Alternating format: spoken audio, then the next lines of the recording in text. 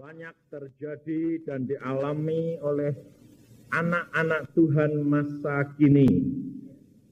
Mengapa kehidupan kekristenan kita kerap kali tidak mengalami mujizat demi mujizat kembali?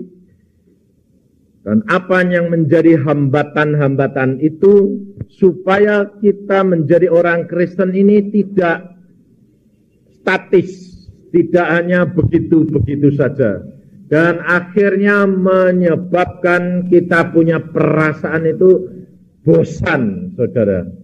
Banyak orang Kristen tidak dapat stabil dan naik terus. Mengapa? Karena tidak ada perkembangan terus. Padahal firman Tuhan berkata, tiap pagi baru, tiap pagi baru. Jadi kehidupan kekristenan itu selalu mengalami perkembangan karena firman Tuhan itu hidup. Maka dari itu firman Tuhan pada hari ini memperingatkan kepada kita di dalam Lukas pasal 4 ayat 16. Yesus datang ke Nazaret, tempat ia dibesarkan. Dan menurut kebiasaannya pada hari Sabat ia masuk ke rumah ibadat. Lalu berdiri hendak membaca dari Alkitab. Kepadanya diberikan kitab Nabi Yesaya dan setelah dibukanya ia menemukan nas di mana ada tertulis, Roh Tuhan ada padaku, oleh sebab ia telah mengurapi aku untuk menyampaikan kabar baik kepada orang-orang miskin. Dan ia telah mengutus aku untuk memberitakan pembebasan kepada orang-orang tawanan dan penglihatan bagi orang-orang buta, untuk membebaskan orang-orang yang tertindas, untuk memberitakan tahun rahmat Tuhan telah datang. Kemudian ia menutup kitab itu memberi. Pada hari ini, saudara, kita belajar. Pada waktu Tuhan Yesus berkata, hari ini firman yang engkau dengar itu sudah genap. Dan Alkitab mengatakan, orang-orang yang mendengar di sini, dikatakan di dalam ayat yang ke-22, dan semua orang itu membenarkan dia.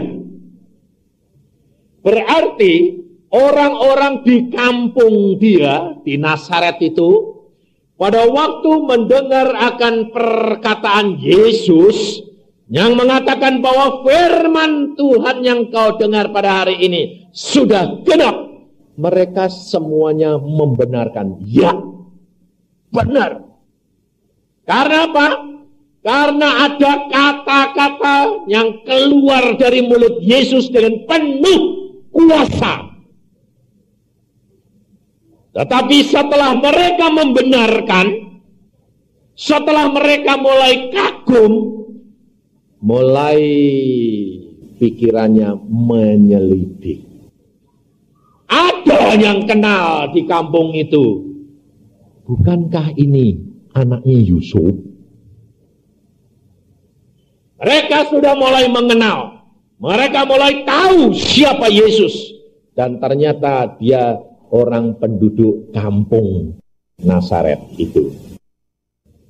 Saudara tahu apa sebabnya orang-orang kampung Nazaret itu tidak mengalami mujizat demi mujizat yang terjadi di tempat lain?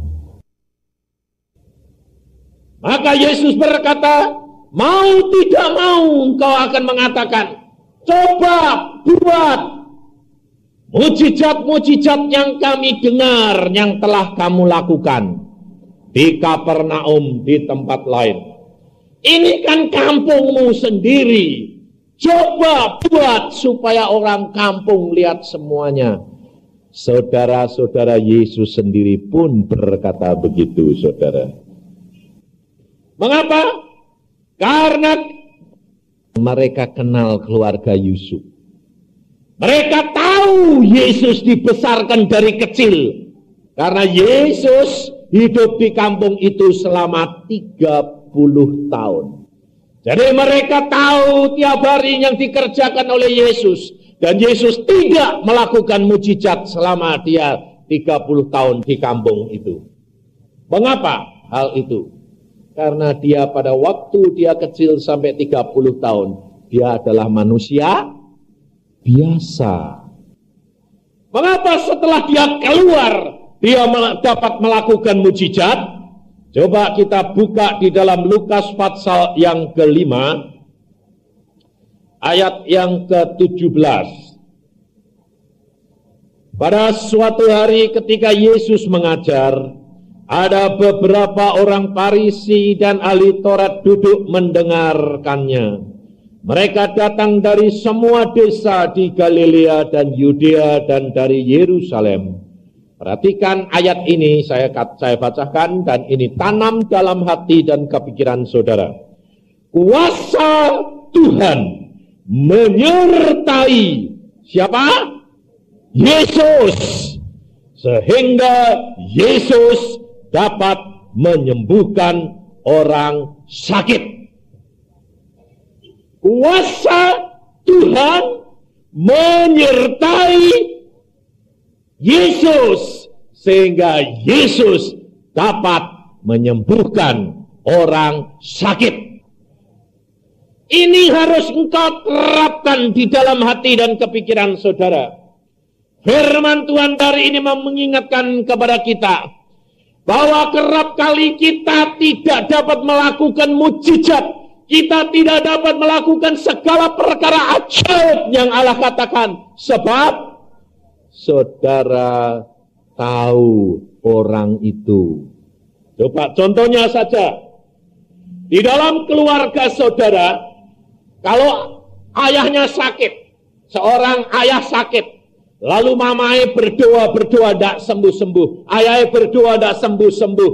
Karena apa? Karena bapaknya ini pikirannya obat terus. Terus anaknya yang kenal Tuhan berkata gini, Papa, mengapa Papa itu jadi anak Tuhan? Bukankah ada firman Tuhan berkata, Papa kan dengar khotbah dalam nama Yesus sembuh. Kenapa? Tidak berani. Kira-kira bapaknya bilang, oh iya ya, atau malah mesem ketawa. Hah? Mesem dah? Mesemnya sebab apa? Itu merupakan teguran atau mesemnya merasa apa? Anak kecil, ngerti apa? Betul enggak? Hah? Lalu ayah itu bakal ngalami mujizat enggak? Enggak bakal. Kenapa? Karena dia membatasi kuasa Allah. Saudara tahu. Saya dari kecil, anak-anak saya didik. Minta apa saja kepada Tuhan. Allahmu sanggup lakukan segala perkara. Dan kalau kamu lakukan dengan penuh percaya, Alkitab berkata, kuasa Allah, kuasa Tuhan yang menyebabkan kita dapat melakukan segala perkara. Betul enggak? Maka anak-anak saya itu minta apa saja dikasih Tuhan, saudara-saudara. Kemarin dulu saya dengar anaknya hamba Tuhan, teman saya orang Bandung, saya kenal, dia baik. Anak-anaknya turut sekolah minggu di tempat anak saya memimpin sekolah minggu. Dan anak-anak itu diajari oleh anak saya Daniel, kepenuhan roh, kuasa Allah. Kamu bertindak, papamu tidak bisa apa-apa. Yesus bisa. Langsung mereka minta apa? Tuhan, kasih mobil yang bagus untuk hadiah Natal sih Tuhan. Yang kamu minta mobil yang apa? Yang bagus gini loh Tuhan. Wah, ya mintaan situ sama Tuhan. Bapaknya itu, mau minta. Ya kamu yang minta sana supaya saudara tahu. Beberapa hari kemudian ayahnya ditelepon. Lalu dikatakan apa? Pak, ada hadiah Natal Pak. Apa? Mobil baru buat Anda. Tak melotot bapaknya. Saudara tahu? Yang sembahyang siapa? Anaknya yang kecil. Saudara tahu, kita itu kerap kali membatasi kuasa Allah. Karena apa? Sudah tahu. Betul tak? Kalau saudara dengar khotbah, sudah tahu.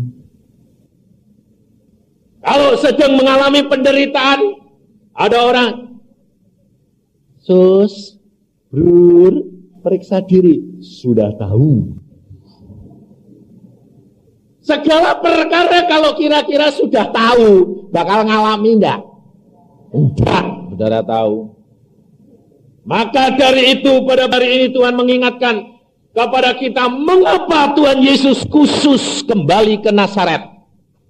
Padahal Tuhan Yesus sudah tahu bahwa kalau dia kembali ke Nazaret, tidak bakal dihargai di kampungnya, betul enggak? Kira-kira kalau saudara ini tahu kalau di kampung saudara itu tidak dihargai, saudara kira-kira mau balik enggak? Atau cari tempat yang ada orang mau menghargai, atau kembali ke tempat yang tidak dihargai? Ke tempat-tempat yang menghargai, betul enggak? Sebab manusia ini kepengen dihargai. Contohnya gini saja, ada dokter ini lulus terus kembali ke kampung, ke kelahirannya dia, dan yang dirawat justru omnya sendiri. Lalu bilang, om ini gini, kamu ini, aku itu dulu yang melihara kamu loh, kamu ini kok gini loh, ini pengajaran ini. Ya pengajaran lah, kan ommu yang ngalami. Kira-kira saudara omnya ini dapat sembuh enggak? Contoh lagi, ini terjadi di Surabaya. Suaminya dokter spesialis, istrinya sakit.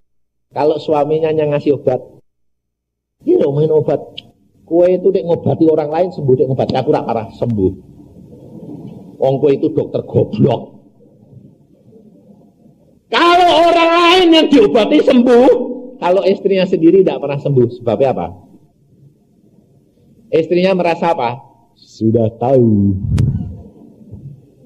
Karena apa? Istrinya turut baca. Kalau ini obati ini, kalau ini obati ini, betul nggak? Hah? Sudah tahu. Demikian juga orang Kristen kerap kali kalau sudah tahu, dia tidak akan mengalami. Karena apa? Tahu sama mengalami itu beda, saudara. Orang Farisi dan ahli Taurat, dia tahu Alkitab, tapi dia tidak kenal Yesus. Maka dia ketemu Yesus, dia selalu meragukan tentang hal Yesus. Dia berkata, itu kan anaknya Yusuf, tukang kayu, orang Nazaret. Menurut Alkitab, Mesias itu harus lahir di Bethlehem dan anak Daud, anak raja, keturunan raja. Padahal orang Farisi dan ahli Taurat itu tidak sadar bahwa pengetahuan dan kepandaian manusia sampai batas hanya sampai dia hidup, selama dia hidup di dunia, hanya batasnya itu cuma begitu. Allah punya rencana, ternyata Yusuf itu anaknya Daud, Raja Daud punya turunan, betul enggak? Karena anaknya Daud itu kan istrinya enggak satu, betul enggak? Lah Yusuf itu anaknya yang keberapa? Turunan dari yang keberapa? Enggak tahu. 14 turunan ternyata. Lebih dari Daud ke pembuangan ke Babel 14. Pembuangan ke Babel 14 lagi. 28 tahun. 28 turunan kok tahun, kok iya saya kok. Nanti kalau salah lanjut denger kaset. Ngawur Pak Yusa ini. Kamu ini kalau salah ingatkan, ini hamba Tuhan manusia biasa, bisa salah ngomong. Jadi 28 apa? Kira-kira berapa tahun? Satu keturunan itu satu periode, itu di dalam Alkitab dihitung 40 tahun. Ya tahu Pak? Jadi kalau 40 kali 28 saja sudah berapa coba? Hah? 1000 lebih toh? Lah hidup manusia berapa tahun? 70 tahun, saudara. Orang Parisi itu cuma lihatnya dia bisa dari bayi sampai mati itu cuma 70 tahun. Padahal dikurangi pada waktu bayi tidak tahu apa-apa. Itu dia lihat. Pikirnya, itu Mesias. Tidak mungkin, tidak mungkin. Karena apa? Karena Alkitab firman Tuhan dibatasi menurut akal manusia. Maka dari itu saya kerap kali lebih seneng kalau apa? Ngajarin anak-anak kecil. Dan anak-anak kecil itu banyak yang dengar kaset saya. Akhirnya bapak ibunya belajar iman melalui anaknya. Kenapa? Yesus berkata, kadang-kadang sampai ada suami marah. Kowe itu anaknya Yusa apa? Sampai digituin. Sebab apa? Om Yusa berkata, kurang ajar dah. Dan mereka praktek. Akhirnya semuanya jadi. Dan mereka berkata apa? Luar biasa Allah itu. Saudara tahu? Orang-orang Nazaret tidak bisa percaya Yesus disebabkan karena mereka tahu siapa Yesus. Saudara-saudara Yesus sendiri tahu siapa Yesus. Dan mereka tidak percaya. Karena dari kecil sampai umur 30 tahun tidak melakukan apa-apa. Karena Yesus pada waktu itu statusnya sebagai manusia biasa. Tetapi pada waktu firman Allah, panggilan Allah tiba, maka Allah berkata, pergi. Dan Allah menyertai sejak baptisan datang Roh Kudus masuk. Kuasa Allah tinggal di dalam Yesus. Mujizat demi mujizat terjadi. Maka dari itu apabila saudara menyadari hal ini dan engkau hidup di dalam pimpinan Roh Kudus, hari-hari saudara demi hari akan berkembang menuju kepada kesempurnaan. Pemrosesan terjadi. Pembersihan terjadi. Kelepasan daripada sifat perangai yang lama terjadi. Tetapi ini tergantung daripada saudara. Kalau saudara mau kerja sama dengan Allah Roh Kudus, saudara akan memetik buahnya. Saudara tidak mau, hak saudara. Makanya banyak orang Kristen tidak mengalami mujizat. Yesus khusus pergi ke Nazaret sebab apa? Sebab Yesus mau memberikan peringatan dan pengajaran kepada saudara dan saya. Yesus kembali ke keluarga. Ini yang Tuhan mau. Kekristenan kita harus dimulai dari keluarga. Jangan keluar. Kita kerap kali lebih mementingkan keluar. Kita kerap kali mementingkan, kalau kamu mau berbuah, cari jiwa banyak, itu namanya berbuah. Kebalik, berbuah dulu, buah-buah roh di dalam dirimu, dalam keluargamu, otomatis semua jiwa-jiwa akan datang kepadamu. Kalau di dalam dirimu ada kuasa Allah, orang akan datang mencari kamu. Belajar dari Yesus. Pada waktu Yesus masuk ke dalam bait Allah, semua mata tertuju kepada siapa? Yesus. Kenapa? Karena di dalamnya ada kuasa Allah. Inilah saudara. Maka dari itu kita harus menyadari bagaimana Yesus berkata ini. Dia berkata, pada hari ini genaplah nas ini sewaktu kamu mendengarnya, dan semua orang membenarkan dia dan mereka heran akan kata-kata yang indah yang diucapkannya. Lalu kata mereka, bukankah ia ini anak Yusuf? Mengapa kata-kata yang indah ini sebut di sini? Selama Yesus di dalam dunia dalam waktu 30 tahun sebelum dia keluar, kata-kata Yesus seperti kata-kata saudara dan saya. Tetapi sejak Yesus diurapi dengan Roh Kudus dan baptisan itu, kuasa Allah tinggal dalam dia. Setiap perkataan dia mengandung kuasa dan indah. Saudara tahu? Maka kalau saudara mengatakan, aku sudah dibaptis dengan Roh Kudus, aku sudah kepenuhan Roh Kudus. Tapi kalau perkataan saudara tidak pernah berubah, diragukan kepenuhan roh saudara. Kita harus membuktikan bahwa perkataan yang keluar dari mulut kita berubah, manis, dan ada kuasa.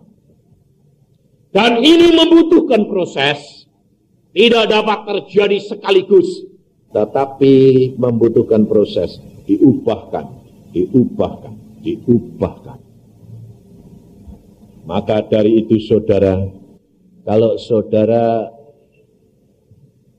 mengenal orang-orang zaman sekarang yang baru-baru ini, di mana presenter ada persekutuan banyak, sedikit-sedikit, haleluya, sedikit-sedikit, haleluya. Itu kalau sudah meluap dari sini, luar biasa.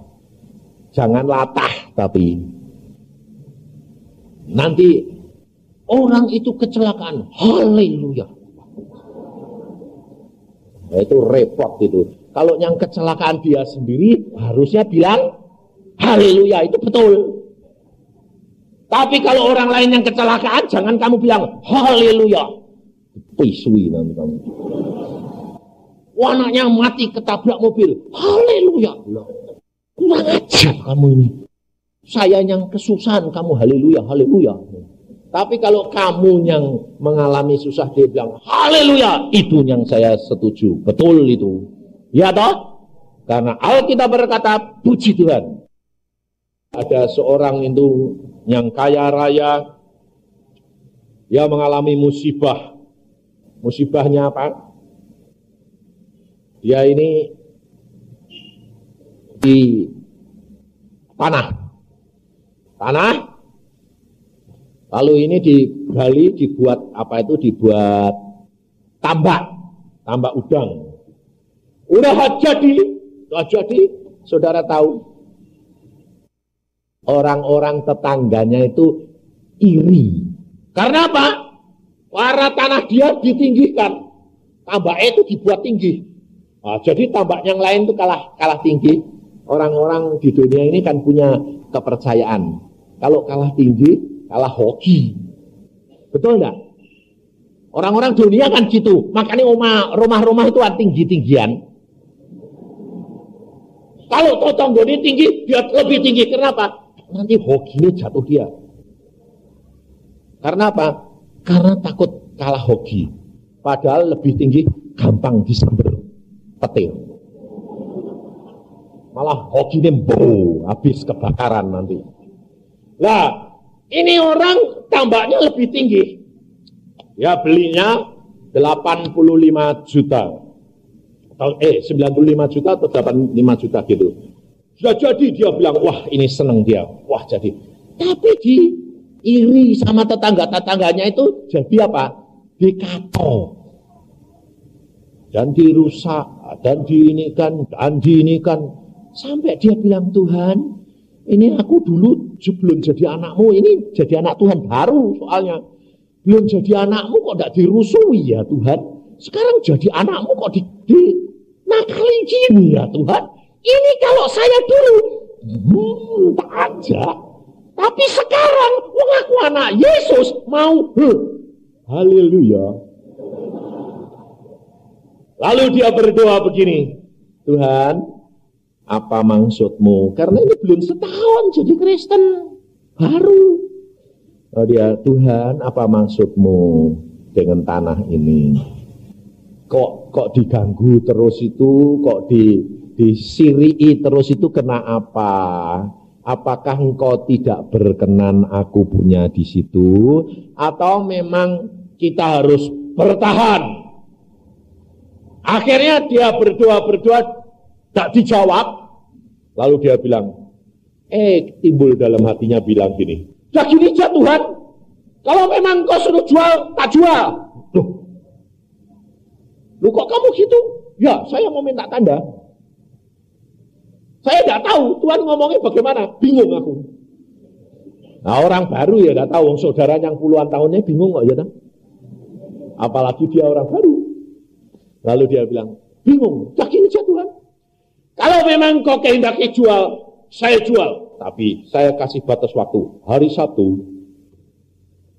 Kalau laku, tak jual. Tapi, aku minta tinggi. Loh, kok nakal ini namanya. Lalu, seminggu itu tidak ada apa-apa. Jadi dia tetap melakukan, mau kerjakan itu. Saudara tahu? Pada waktu ada seorang saudara seiman, pergi ke rumah sebelah depannya dia. Karena saudara seiman ini mau pinjem ruangannya, halamannya untuk Natalan. Nah, orang ini tidak kenal anak Tuhan ini, lalu kenalnya sama anak Tuhan yang baru ini. Dia bilang, namamu dipakai boleh enggak? Oh boleh, pakai saja, aku kenal sama dia. Kenal. Lalu datangnya ke sana itu cuma mengatakan gini, ini loh ada dipanggil sama teman di depan. Ya, waktu itu temannya itu datang, tetangga depannya itu datang, dia bilang, kenapa ada apa kamu manggil saya? Siapa yang manggil kamu? Lah ini kartu namamu. Oh, urusan itu, urusan mau pinjem tanahmu untuk Natalan. Oh, enggak apa-apa. Loh orang ini itu justru enggak bicara perkara itu, malah bilang gini, aku kepengen tanahmu itu loh, tambak. Kaget dia. Hari Jumat itu. Dia bilang, oh itu enggak tak jual. Kamu mau? Mau. Langsung dia sudah tawarkan itu sama orang lain itu cuma 120 sampai 125. Dia malah minta apa? 130. Lalu dia bilang, kok mahal? Oh, mahal sekali itu. Udahlah, kamu jangan beli. Sebabnya apa? Dia sendiri ini kepengen supaya tidak dijual karena letaknya bagus, lebih tinggi. Tapi orang ini dibawa ke sana malah di dalam mobil ini diceritain. Ngurusi tambak itu setengah mati loh. Lebih susah daripada ngurusi bayi. Salah sedikit begini, kalau hujan begini, ini. Belum nanti kalau dicuri orang, kalau lagi nanti kalau kadar garamnya kurang, kalau gini. Lah ini orang mau beli belum pernah punya tambak malah diceritani, ditakut-takuti. Loh, ini masuk akal enggak? Wong orang jual malah nakut-takuti sama yang beli. Ini masuk akal enggak? Hah? Enggak loh. Saudara kalau jual barang jelek bilang apa? Pembohong enggak? Ini dia ini malah nyeritakan risikonya segala. Nah, orang ini diam, oh gitu toh. Ya. Udahlah, jangan mau beli. Nah, pikir dia enggak ada apa-apa. Besok Sabtunya dia orang ini langsung datang. Bikin kwitansi. Aku bayar kontan. Hah? Berapa? Lah kamu kan minta 130. Bingung dia. Loh ini aku ngomongin sungguh loh. Lah aku ya sungguh kok. Loh, jadi mau beli. Maksudku ini jangan mau beli. Loh aku mau. Waduh bingung dia. Lalu dia sembahyang lagi, Tuhan ini piye? Ini setu. Lah kamu kan bilang setu, Tuhan bilang ini setu. Dibayar, saudara tahu. Dia lalu setelah dibayar diberikan, dia bilang sama istrinya longak-longok, dia bilang ini, kok enggak masuk akal ya Pak Yusa? Saudara tahu, kehidupan di dalam kekristenan, kalau saudara tidak mengandalkan akan pengetahuanmu, kau dipimpin oleh Roh Kudus, kau akan mengalami mujizat demi mujizat terus terjadi. Tetapi hal ini harus engkau katakan kepada jiwamu, kepada pikiranmu. Jangan melebihi dari pimpinan Roh Kudus. Kenapa? Karena saudara tidak biasa. Maka dari itu saya katakan latihan. Caranya bagaimana? Di dalam tiap-tiap saat engkau berdoa terhadap Roh Kudus. Karena Roh Kudus itu ada di dalam hatimu, dia wakil dari Tuhan Yesus. Tuhan Yesus sudah ada di surga dan dia menyertai engkau. Engkau tinggal ngomong, Tuhan Roh Kudus tuntun saya. Dalam segala perkara kamu belajar berkomunikasi langsung saja. Tidak usah aneh-aneh. Kalau sembahyang mesti masuk kamar, tutup pintu. Sekarang waktunya engkau harus mempraktekkan hidupmu hari demi hari, jam demi jam. Sebab engkau tidak tahu kapan Yesus akan datang kembali jemput engkau. Kalau engkau sudah mulai biasa berdoa dalam segala perkara, kelemahanmu pasti diatasi oleh Tuhan.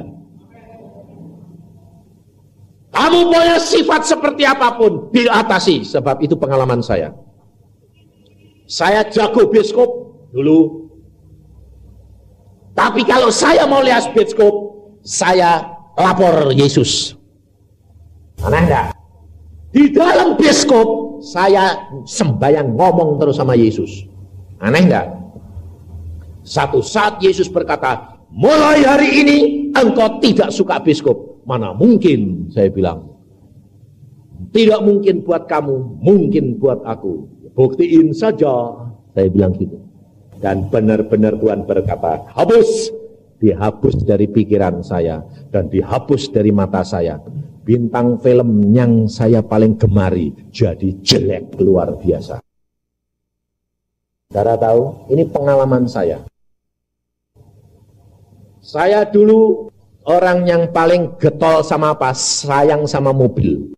Saya kalau keluar rumah, mobil saya harus mengkilap. Saudara percaya enggak? Saya punya galon tahun 79, setiap tahun tak cat.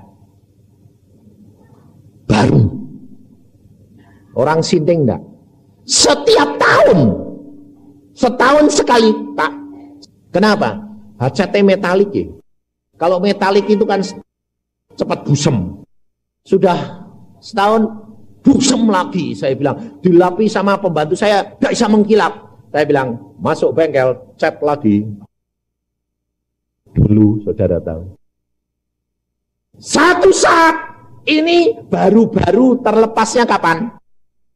Setahun yang lalu. Mau saya sedang ngecat, pikir saya mau ke Surabaya. Mau ke Surabaya, gara-gara ke Surabaya ini. Mau pelayanan di Surabaya 3 minggu, saya pikir ngecat 2 minggu cukup.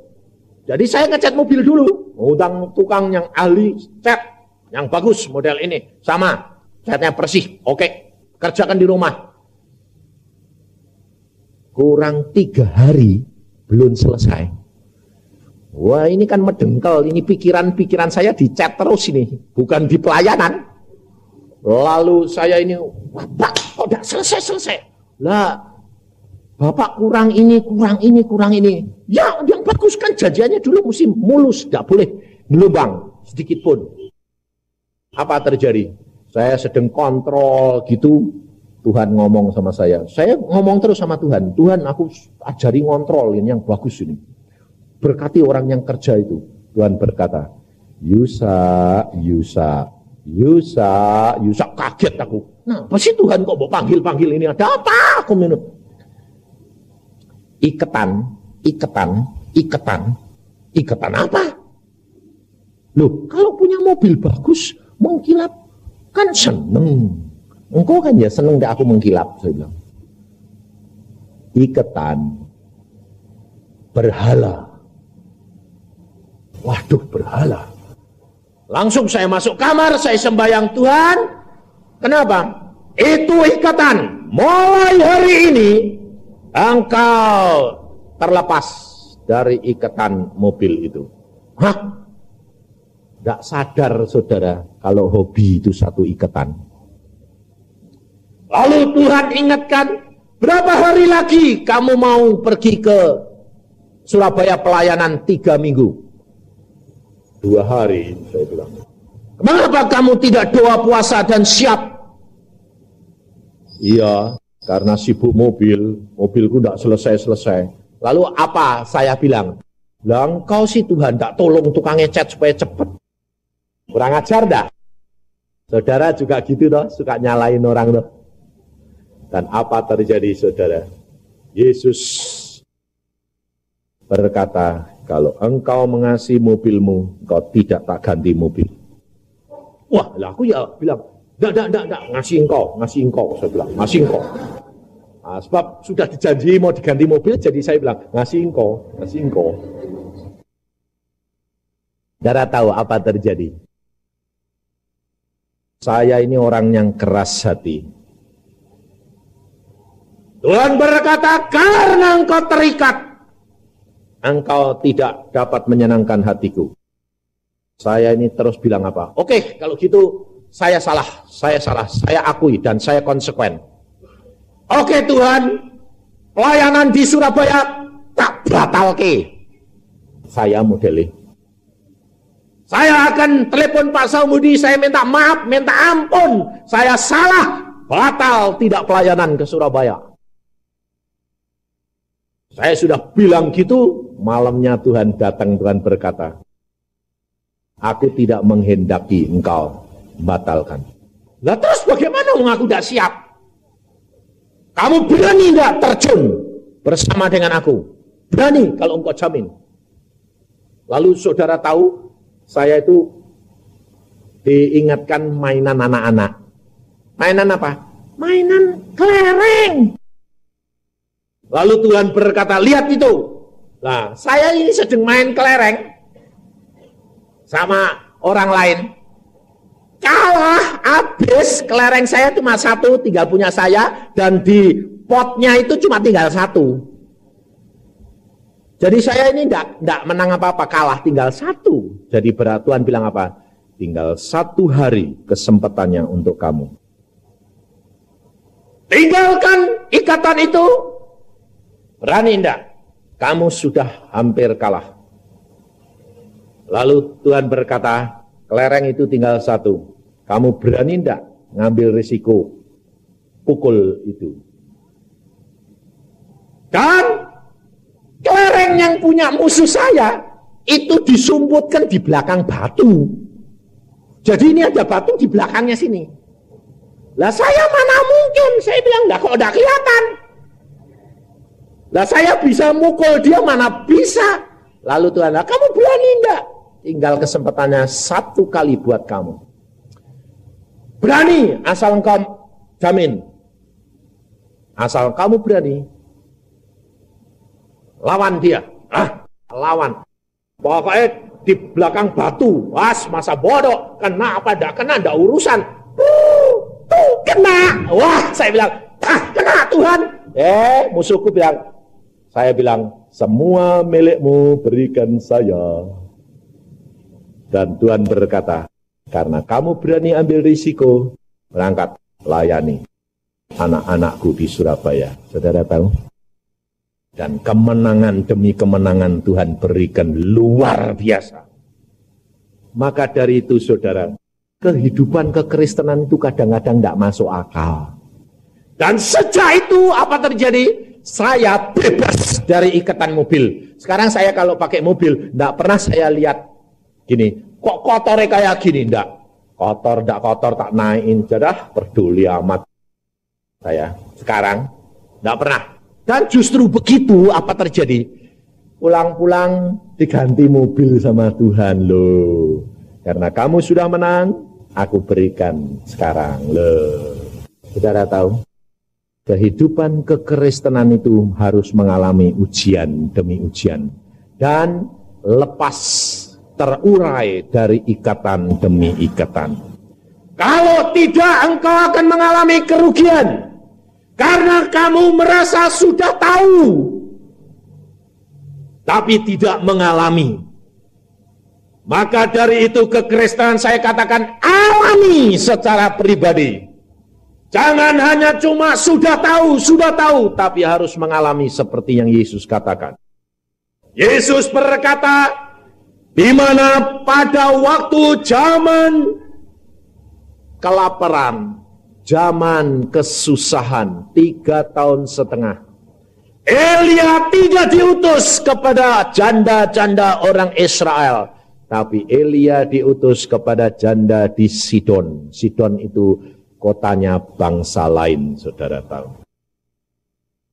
Mengapa? Karena Allah melihat hati janda Sidon dan anaknya itu. Dia rela mati. Dia setia mati. Karena dia berkata, aku tinggal memungut kayu bakar untuk membuat roti. Setelah itu kami akan mati. Dan Allah melihat hati yang dapat ditobatkan dan dapat menjadi saksi Yesus. Elia diutus. Elia berkata, buat roti aku dulu. Perempuan itu, aku cuma punya tepung segenggam buat saya sama anakku, buat kamu. Buat aku dulu, setelah itu buat kamu sama anakmu. Karena demikian firman Tuhan, tepung itu tidak akan habis sampai hujan turun. Minyak itu tidak akan habis sampai hujan turun. Loh, kenapa perempuan Sidon ini, janda ini, dia percaya? Karena dia belum tahu firman. Kenapa tidak diutus kepada orang Israel? Orang Israel sudah tahu firman. Saudara menjadi orang Kristen, jangan hanya tahu, tapi alami akan firman Tuhan. Pada hari ini Yesus melawat engkau dan saya.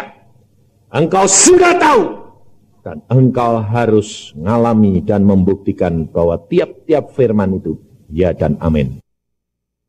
Maka dari itu saya katakan saudara, tidak usah takut, tidak usah khawatir. Allah punya jatah tiap-tiap pribadi, tidak akan dikurangi. Tiap-tiap saat dinaikkan jatah itu, tetapi jikalau engkau tidak mau membersihkan dan tidak mau melepaskan dari ikatan-ikatan itu, kalau nanti jatahmu diambil, kau harus bayar mahal sekali. 2 kali lipat kamu harus bayar. Maka saya ingatkan kepada saudara, orang-orang Nazaret ini, dia berkata apa? Lakukan yang engkau lakukan di Kapernaum. Kenapa engkau tidak lakukan di sini?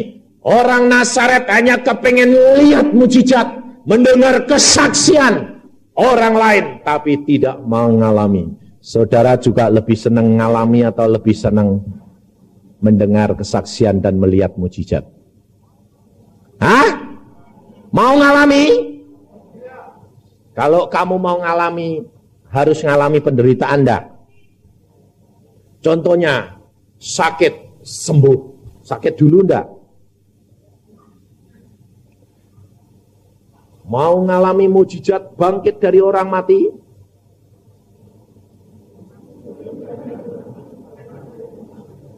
Mau lihat atau mau ngalami kalau orang mati? Ayo lo, kok ketawa, tidak berani jawab.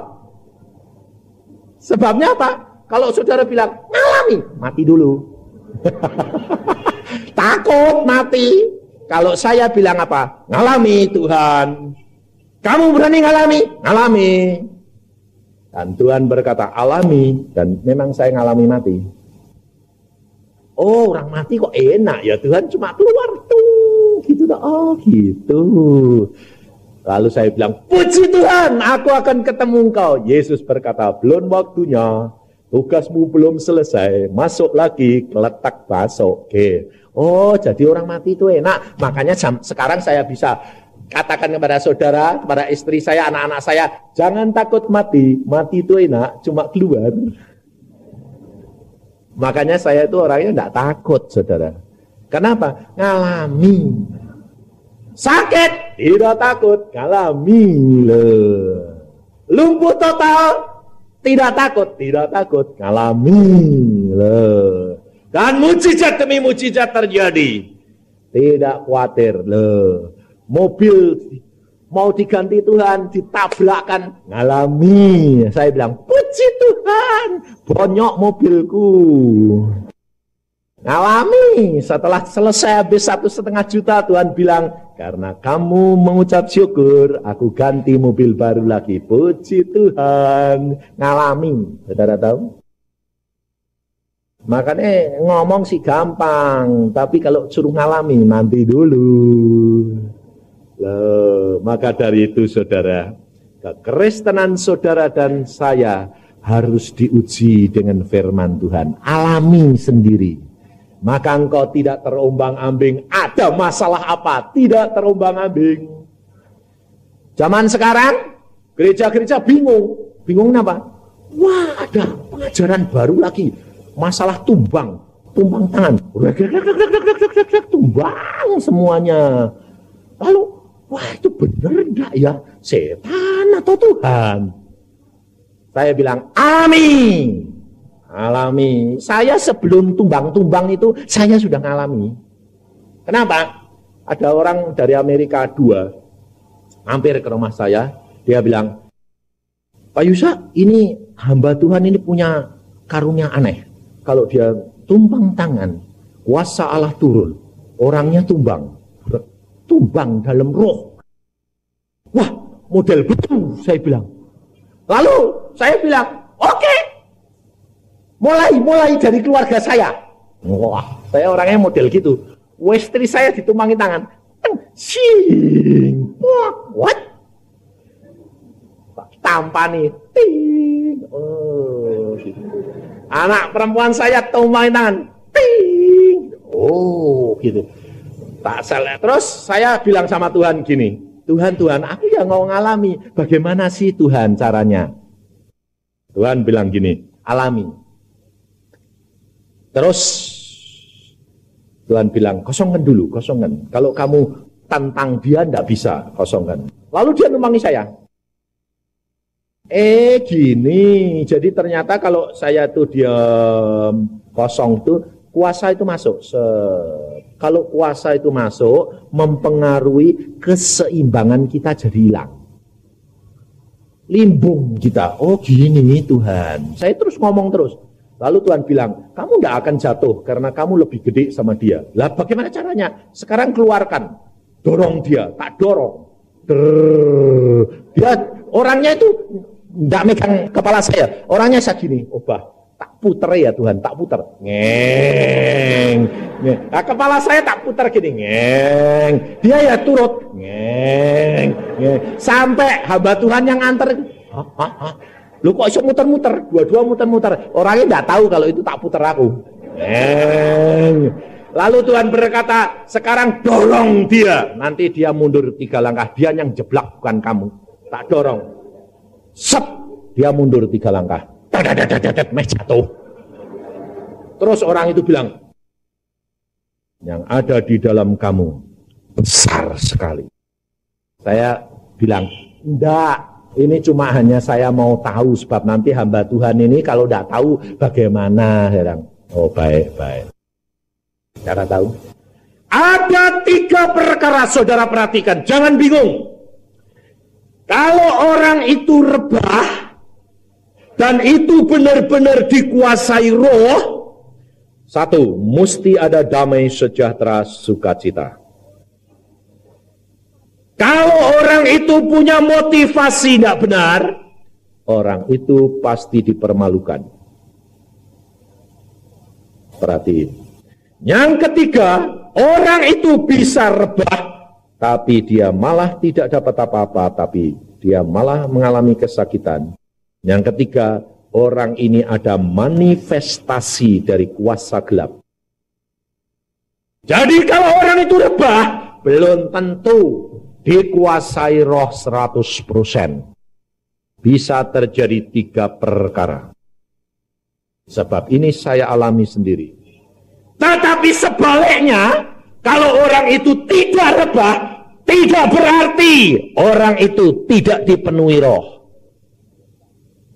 Ada juga masalah itu. Orang yang tidak rebah, satu, orang itu kosong sama sekali karena menilai dalam pikirannya, sehingga dia tidak mendapat apa-apa karena diukur menurut akal, karena itu perkara roh, dia tidak dapat apa-apa. Kedua, orang itu tidak bisa rebah karena yang ada di dalam dia lebih gede daripada urapan orang itu. Yang ketiga, ada penolakan daripada orang itu, juga tidak akan rebah. Jadi kita jangan menilai, jangan menghakimi, bisa setan, bisa tidak, bisa roh, bisa tidak. Ini semuanya yang tahu hanya Tuhan dan orang itu pribadi. Jangan menghakimi, jangan menyalahkan. Biarkan terjadi, di mana roh Al Kudus bekerja, setan juga turut bekerja. Maka dari itu, biarkan semua berkembang. Tuhan berkata, pohon itu dilihat buahnya. Yang berbuah baik, puji Tuhan. Yang tidak berbuah, untuk pelajaran. Jangan menghakimi, biarkan roh Al Kudus bekerja dengan kebebasan.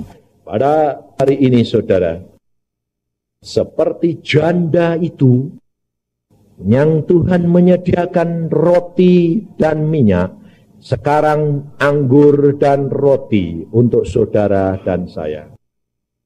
Jangan mengatakan, oh ini perjamuan kudus, sudah tahu. Kau tidak akan mengalami apa-apa. Setiap perjamuan, saya mengalami mujizat Tuhan. Kenapa?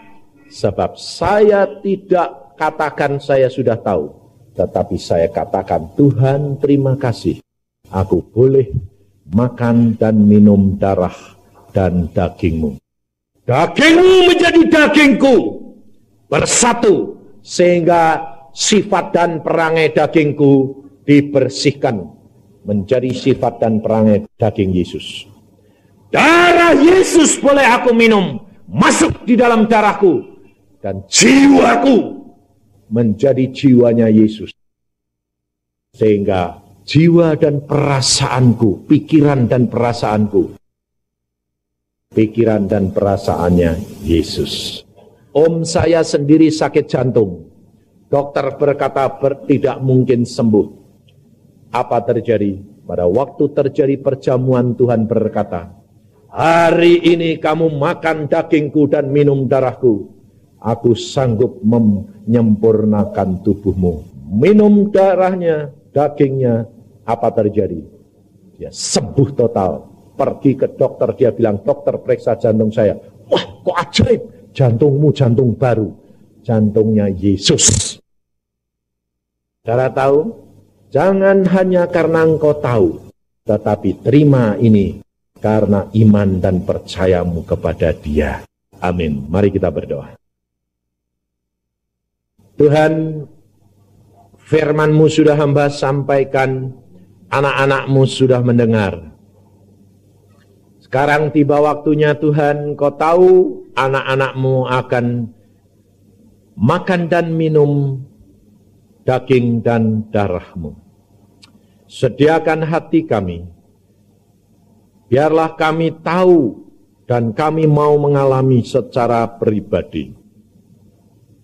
Dan tidak hanya tahu, supaya jangan kami mengalami kerugian. Engkau periksa hati dan kepikiran kami Tuhan, layakkan kami Yesus. Karena kami tahu Engkau Allah kami yang baik.